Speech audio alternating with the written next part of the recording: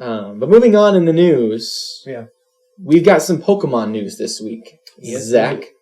Pokemon Go gameplay was revealed at GDC, and then a few days later, some more official images came out, such as Squirtle, and basically that was all that was really different about like the official images. I think that came out. Yeah, and the other one was Bulbasaur.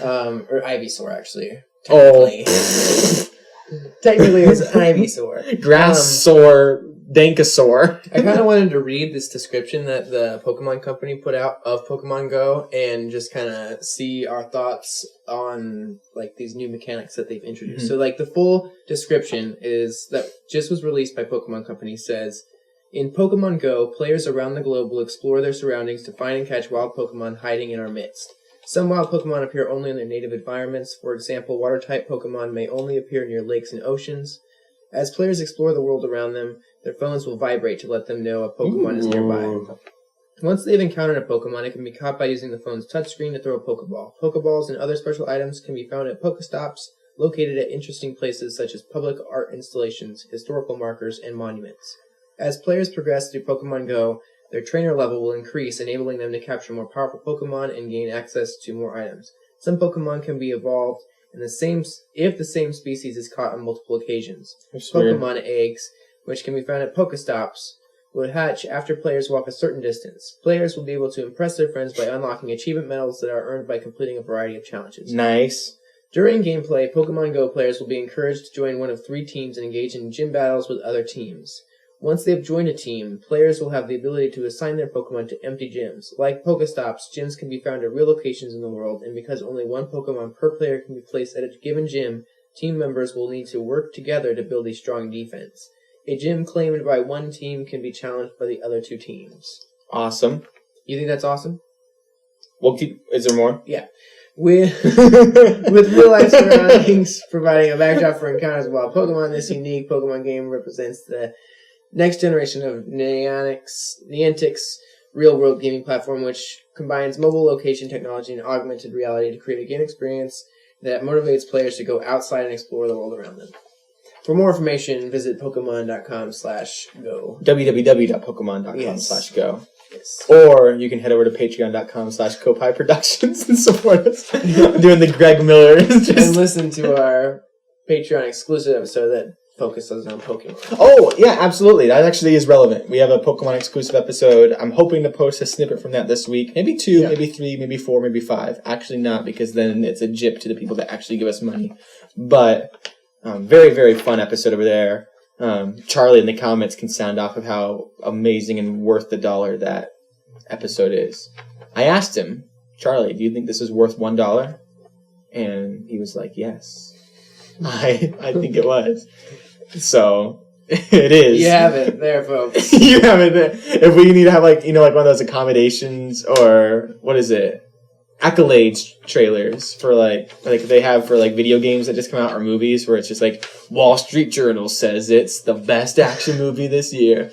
We need to have just, our website and then just Charlie says worth $1. But yeah, going back through this, my thoughts on it was, 1, a little underwhelming, the pictures, the video, all that. Yeah. But also, especially in light of Sun and Moon, makes sense. Because we had talked about this in the past, I had thought that Pokemon Go was going to be like that killer app, where it's just going to be this is the end of other Pokemon. Because the trailer made it seem so hype. Yeah, but now you're not thinking that. And now I'm going back in the mentality of, you're right, Sun and Moon, mainline franchise, that's where they're going to put their time and money into. Yeah. Pokemon Go, Pokemon Shuffle, all that. Because, it goes back to the statistics that we mentioned last week, where it's the main Pokemon's made $200 million, the side ones have made $70 million. We also talked about how that may mean that those are making more money because there's not as many of them. Or if you really think about it, that's $10 million a game for the mainline series. But if they only have, you just wonder of the $70 million, how much is coming from microtransactions of Pokemon Shuffle. And it's not completely black and white, but basically all that to say is the mainline series is here to stay. Yeah. And I would think that they'd want to put more time into mobile, but I don't know. Pokemon Go just doesn't seem to be the end-all, be-all that originally people thought. Right. Because at that time we didn't know about Sun and Moon. And so I wasn't surprised to see that it is pretty lacking in the visual department and the immersion department. It's just kind of like, yeah, they're floating on your screen.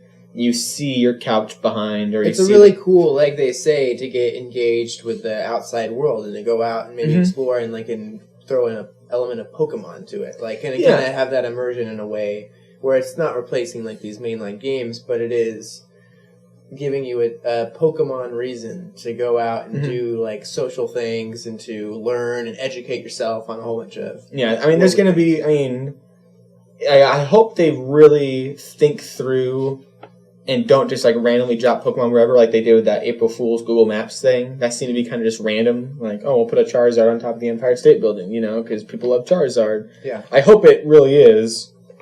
There's a Caterpie in the woods over here, and like that it knows where the woods are, and that it knows where Nebraska is, and like if you go out to the countryside, you'll see like Rattatas and stuff, and Mankeys, and I hope there's that certain element to it, and that you see like mucks and stuff in New York City and all that. But what I really think they should have done, like when you were saying that the gym thing was awesome, I really think they should have maybe approached it a little differently. Like I think they could have done something like where there's these landmarks maybe where there's gym leaders there, and there's a set of Pokemon that you fight when you go there, and like maybe like despite some people maybe like always wishing, like, I really wish I could go to a gym and fight a gym leader, one day. Or maybe I'll go on vacation one day and there's a gym leader in Disney World, or there's a gym leader at this art museum here in Omaha or something.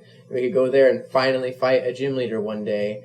Instead of this, this thing of dropping one Pokemon and doing this.